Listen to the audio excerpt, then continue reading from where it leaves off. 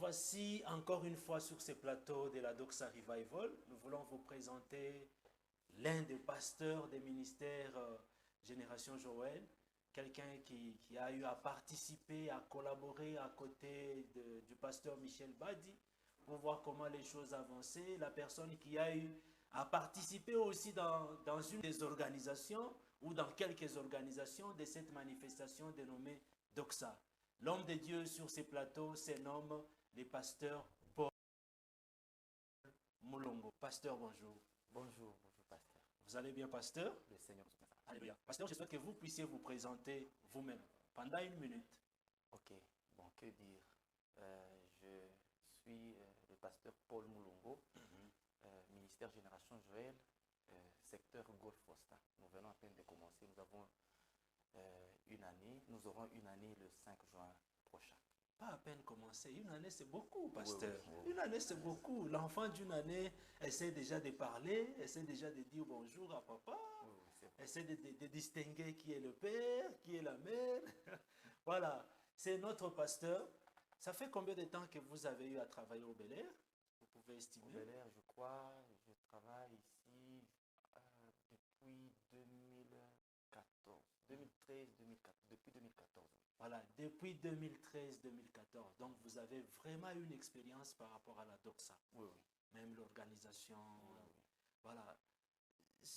Quels sont les différents témoignages que vous avez eu à vivre dans cette manifestation dénommée Doxa? Oui, merci pour la question. Doxa, c'est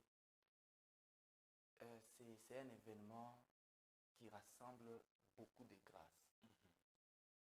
Surtout, ça s'étend sur plusieurs jours, jeûne et prière de 21, un mois, 21 jours à un mois. Nous passons des moments très particuliers, avec différents orateurs qui viennent de partout. C'est un moment de grande impactation parce que plusieurs grands orateurs, grands hommes de Dieu qui exercent dans soit le prophétique ou c'est pas dans le ministère de la parole, quand ils reviennent, ils se rassemblent tous au même moment, ils transmettent la grâce qu'ils ont. Alléluia. Et nous sentons l'impact sur ce que devient le secteur et les autres entités qui participent. Alléluia. Ce sont des moments de grandes impactations. Alors, quelles sont vos impressions par rapport à celle-ci de 2024? Je sais que vous n'avez pas eu peut-être beaucoup de temps à nous suivre, mais à distance quand même, vous suivez comment les choses avancent. Quelles sont vos impressions?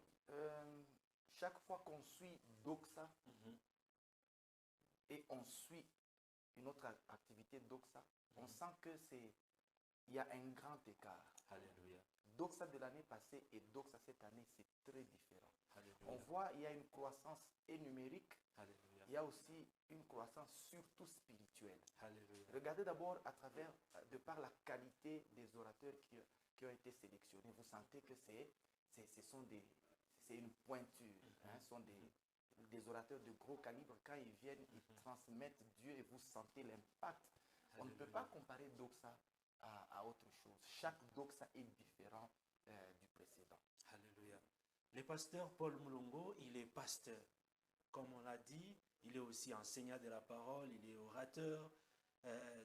Chez lui, déjà, il a ses brebis à qui il donne de la parole. Et le thème que nous avons pour cette doxa, c'est de la poussière. Il retire pour le faire asseoir avec les grands. Pasteur, qu'est-ce que vous comprenez de ce thème-là? Ce que j'ai beaucoup plus aimé, c'est vrai, je n'ai pas participé à plusieurs autres moments d'enseignement, mais ce que j'ai aimé, c'est l'enseignement de ce soir du révérend qui nous a expliqué que Dieu vient nous tirer de la poussière, non pas pour que nous puissions tenir la compagnie des grands, mais pour que nous puissions vivre, rester avec les grands. Demeurer, s'asseoir. La plupart des gens confondent. Ils pensent que côtoyer les grands, c'est ça, devenir grand. Tu peux côtoyer les grands. Je prends l'exemple biblique. Le pauvre Lazare, il côtoyait les grands parce que ce qu'il mangeait, c'est ce qui tombait à la table du grand. Mais il n'a jamais été grand. Il n'a jamais été grand. Le problème, c'est d'être grand. Et Dieu, il a expliqué que nous devenons grands, c'est par Il y a un temps pour devenir grand, il y a un temps du travail que Dieu exécute sur la personne. Et ce temps-là peut s'étendre sur autant de jours jusqu'à ce que la finalité sera de faire de toi un homme grand. C'est vraiment un thème inspiré et le thème qui fait que nous puissions avoir confiance en Dieu qui est en train de faire un travail. Parce qu'aujourd'hui, la plupart des gens pensent malheureusement que devenir grand, c'est une affaire du jour au lendemain.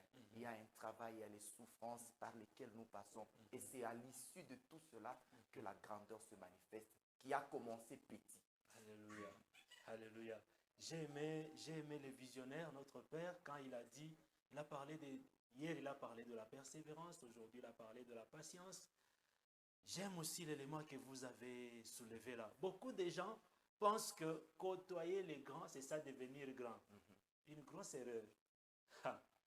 J'ai aimé ça. C'est un élément de réflexion que tout le monde doit vraiment se concentrer à ça et réfléchir. Tu peux croire que tu es grand en côtoyant les grands. En ayant le numéro de l'autorité dans ton téléphone. Voilà. C'est juste peut-être que pour lui, tu es un garçon de course qu'il utilise à des moments précis.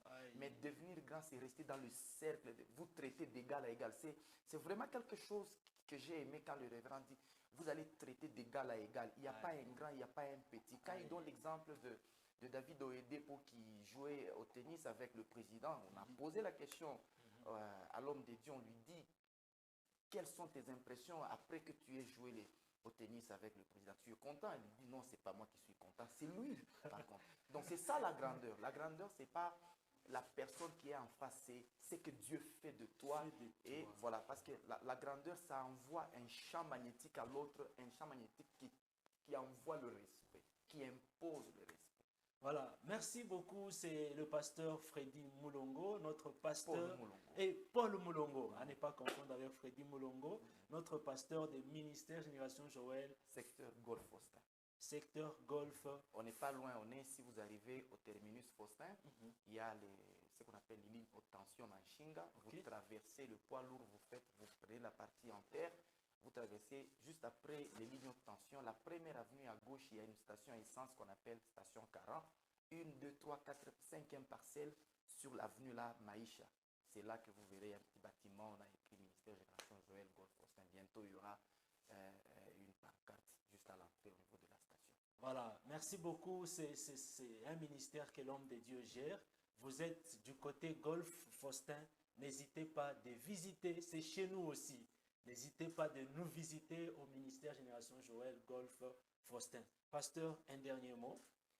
Je tiens à vous remercier d'abord. Merci, papa. À remercier Dieu et aussi surtout à louer cette initiative. Vous voyez, c'est ce que je disais que Doxa chaque année apporte des innovations. L'innovation cette année, il y a les innovations spirituelles. Il y a aussi cette organisation. Vous savez, quand nous venons ici, nous ne venons pas seulement pour écouter la parole de Dieu. Nous voyons aussi ce que Dieu a inspiré aux autres qui peut aussi nous impacter. Il y a beaucoup de choses qui nous impactent. Comment organiser, et nous partons avec les idées que Dieu a données au pasteur et Bondo pour que ces idées-là puissent aussi nous aider à aller de l'avant. Parce que le monde dit, on ne peut pas inventer la roue. Ce qui a été fait, on peut copier, on peut aussi avancer. Alléluia. Merci beaucoup. Un mot d'encouragement au pasteur Michel Badi, même si vous n'êtes pas avec lui ici. Oui, au pasteur Michel Badi qui me suit ou qui me suivra en rediffusion. Je suis en train de dire que c'est vraiment un père, pasteur. Je ne peux pas... Permettez que je dise que Dieu vous bénisse, même si c'est les supérieurs qui bénissent l'inférieur. Que Dieu vous bénisse, que Dieu vous donne encore la vie, une longue vie pour aller de l'avant. Parce qu'on sent chaque fois qu'il y a Doxa, il y a des nouvelles choses, un nouvel apport qui vient. Moi, je prie le Seigneur qui vous fasse encore monter, qui vous introduise, pas qui vous introduise, qui vous impose dans des sphères où personne ne peut vous sortir. Que Dieu vous élève, que Dieu sécurise la famille, que Dieu sécurise votre ministère. Montez toujours au nom de Jésus. Merci, pasteur.